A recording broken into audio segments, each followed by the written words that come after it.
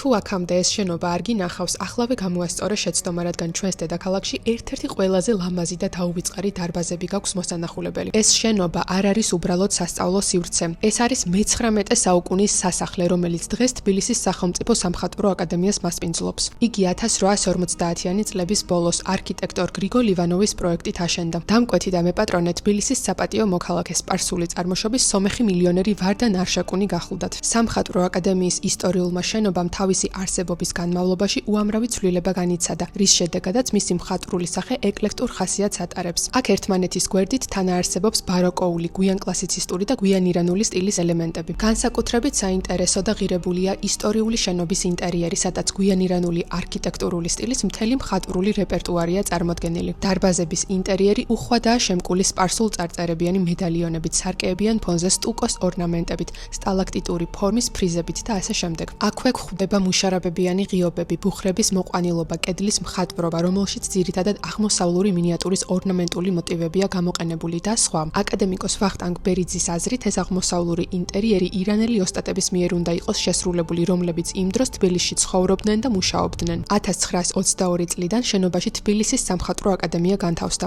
რომელიც არა მხოლოდ საქართველოში, არამედ მთლიანად ამიერკავკასიაში პირველი უმაღლესი სამხატვრო სასწავლებელი იყო. გაუზიარე ეს ვიდეო მათ, ვისაც ასეთი სივრცეები აღაფრთოვანებს, ერთად მოინახულეთ და არ დაგავიწყდეთ ჩემი გვერდის გამოწერა მეტი საინტერესო და შემეცნებითი შინაარსისთვის.